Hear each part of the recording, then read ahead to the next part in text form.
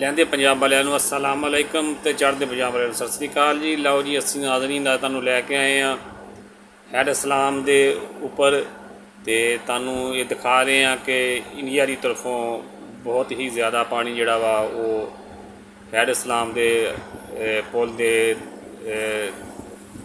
ਥੱਲਿਓਂ ਦੀ ਗੁਜ਼ਰਿਆ ਆ ਤੇ ਇੰਤਹਾਈ ਉੱਚੇ ਦਰਜੇ ਦੇ ਉੱਤੇ ਇਹ ਜਿਹੜਾ ਪਾਣੀ ਬਹਿ ਰਿਹਾ ਵਾ ਤੇ लागे लागे आबादी वालिਆਂ ਨੂੰ बहुत ही ज़्यादा खतरा आ तो दुआ है कि अल्लाह ताला सब नूं अपनी हिफ्ज़ो ईमान दे विच रखे।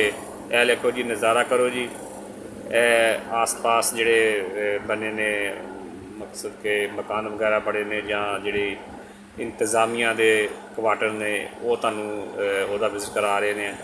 तो यह देखो जी पानी बिल्कुल दरिया जिहड़ा वा वो फुल हो चुकिया आ और इस दे 12 के 12 दरे जिहड़े ने वो खोल दिते गए हैं।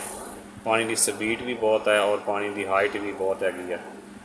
तो यह देखो जी इस तो इलावा गाहे बगाहे लोग जिहड़े ने आके इस सूरत हाल नूं अपने कैमरे के अंदर महफूज कर रहे हैं। तो साथ साथ कुदरत का ये जिहड़ा एक निज़ाम आ जिहड़ा एक अल्लाह ताला ने एक जिहड़ा साडे वास्ते एक इम्तिहान का नमूना बना के साडे वास्ते भेजिया आ, उन्होंने भी देख रहे हैं और कुदरत का जिहड़ा वा उहदे नज़ारियां दा भी जिहड़ा ना वो दीदार कर रहे हैं। यह देखो जी लोग इहदे नाल गंद भी बहुत आ रहा जी पिछों ना जड़ी बूटियां जिहड़ियां ने वो भी बहुत ज़्यादा नाल पानी दे आ गई ने। यह पानी का बहाव देखो बहुत तेज़ आ जी। तो जिन्नी भी लागे आबादी है सब नूं खतरा है। यह देखो जी नाल जिहड़ा वा जड़ी बूटियां आके वो पुल के अगे फस गई ने, लिहाजा ये पुल जिहड़ा पुल वा उन्होंने भी नुकसान पहुँचने की जिहड़े चांस हो सकते हैं। बहरहाल जी अल्लाह ताला अगे दुआ करो कि अल्लाह ताला सब नूं अपनी हिफ्ज़ ईमान विच रखे और जिन्हें भी जिथे जिथे भी ये सैलाब आया है अल्लाह ताला उन्होंने लोगों दीयां परेशानियां नूं दूर करे, उन्होंने माल जान की हिफाजत करे। यह जी देखो देखो जी बिल्कुल फुल पानी जी दरिया मुकम्मल तौर पर जोड़ा आ वो अपने आबोताब के नाल बह रहा आ।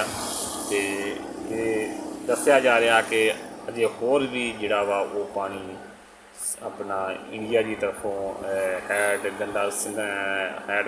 गंडा सिंह तो जिहड़ा वा वो पाकिस्तान हैड सलमान की तरफ जिहड़ा वा वो आ रहा वा। तो जिहड़ा उस तो इलावा सन 88 दे विच जिहड़ा फ्लड आया सी तकरीबन उहदे बिल्कुल आस पास जिहड़ा वा ना ये पानी पहुँच गया आ। तो काफ़ी जिहड़े इलाके सन उन्होंने इन्हें नुकसान पहुँचाया, जिथे जिथे बन कमज़ोर सन उत्थे जिहड़े ने उन्हां विच शिकार पैदा हो गए और वो टुट गए और लागे लागे दी आबादियां जिहड़ियां ने उन्होंने काफ़ी नुकसान पहुँचा। तो यह देखो जी वो खंबा जिहड़ा जी वो भी बिल्कुल डुब गया। तो बाकी भी तुसीं देख सकते जे। तो ये अज की जी ताज़ा रिपोर्ट हैगी आ अज की जी मेरे ख्याल से है 27/8/2025। तो असी तुहानूं इहदा विजिट करा रहे हैं और सब दोस्तों लगे रिक्वेस्ट आ अपील आ कि सब दुआ करो कि अल्लाह ताला सब नूं अपनी हिफ्ज़ ईमान च रखे और ये जिहड़ा पानी का बहाव आ ये जिहड़ा पानी का रेला वा ये बगैर किसी नुकसान पहुँचाए अपनी तरफ अपनी मंजिल की तरफ जिहड़ा वा वो रवां दवां रहे। तो कोई भी मखलूक खुदा नूं इहदी तरफों कोई ऐसा परेशानी कोई ऐसी मुसीबत पेश ना आए कि जिहदे नाल उन्हां दे जिहड़ा वा माली जां जानी नुकसान जिहड़ा वा वो हो जाए। तो एक दफ़ा फिर साडी अल्लाह ताला अगे दुआ आ कि सोहना रब सानूं अपनी हिफ्ज़ ईमान च रखे, साडे कोलों जो गलतियां कताइयां हुईयां वो माफ़ फरमाए। तो इस इम्तिहान दे विच सानूं सबर दे नाल अल्लाह दे जिक्र और अज़कार दे नाल जिहड़ा वा वो कामयाब करन दी तौफीक अता फरमाए। तो सब दोस्तां नूं गुज़ारिश है कि मेरे चैनल नूं लाइक करो, शेयर करो, सब्सक्राइब करो। फिर मिलांगे एक वीडियो